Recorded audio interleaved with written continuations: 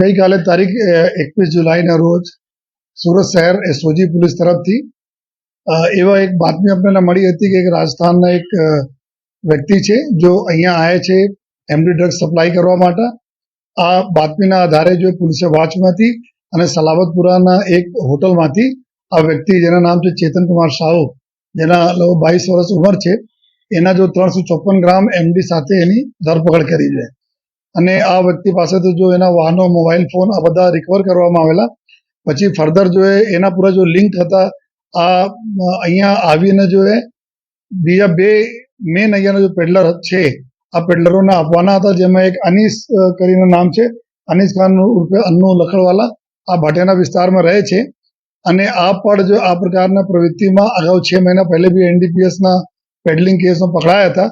આ બી એક ગુનેગાર વ્યક્તિ જેના પર 3-4 ગુનાઓ દાખલ થયા છે, મર્ડરના બી ગુનાઓ એના પર દાખલ થયા છે, એક આ સામેલ હતા. અને બીજા એક આરોપી છે જેના નામ છે વિકાસ આહિર, આ બી એના ઉપર બી અહીંયાના હિસ્ટ્રી સીટર અને ક્રિમિનલ વ્યક્તિ છે અને 6 જેટલા ગુનાઓ એના ઉપર બી દાખલ થયેલા છે. જો આ બંનેને બી ધરપકડ કરવામાં આવી છે. કુલ 3 આરોપીઓની ધરપકડ કરવામાં આવી છે. સાથોસાથ બીજા એના જો 7 આરોપીએ બીજા ક્યાંથી और કોણ સાથે સંકળાયેલા છે એના ઉપર તપાસ ચાલુ છે.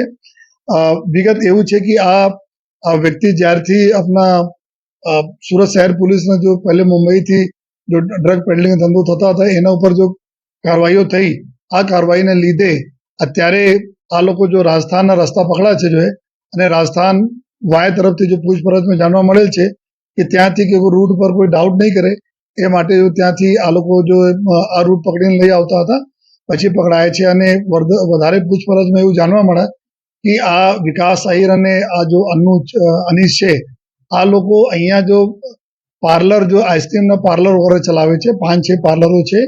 આ પાર્લર ઉપરથી આ લોકો આપણે ગ્રાહકોને સપ્લાય કરે છે એમડી ડ્રગ્સ. અને સાથોસાથ અમુક જગ્યા આ લોકો એના જો ગ્રાહકો છે એના 2 વ્હીલરમાં બી જઈને અલગ અલગ જગ્યાએ આપતા રહે છે.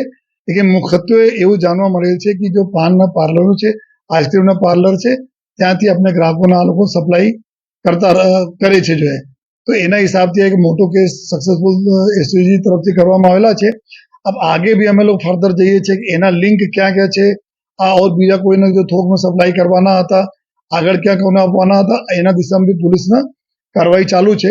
અને આપના જાણકારી માટે કે છેલ્લા ચાલુ વર્ષ 2024ના વર્ષમાં અત્યાર સુધી કુલ લગભગ જો 3 કરોડથી વધુ ના મુદ્દા માલ 37 કેસીસમાં પોલીસે પકડી, જેમાં કરીબ 85 જેટલા આરોપીઓના ધરપકડ કરવામાં આવી છે જો અને સાથોસાથ અમે લોકો આ પણ જોઈએ છીએ કે આ બધા જેટલા બી આરોપીઓ એનડીપીએસ પકડાય છે એના આ પૈસાથી કેટલા આ લોકો આપણે પ્રોપર્ટી વસાયેલ છે, કેટલા મિલકતો વસાયેલ છે, એના પર જો પોલીસ એસઓજીના અને ક્રાઇમ બ્રાન્ચના કામગીરી ચાલુ છે, જેથી આવનાર સમયમાં કાયદા પ્રમાણે એની જો પ્રોપર્ટી બી અમે લોકો સીઝ કરી શકીએ.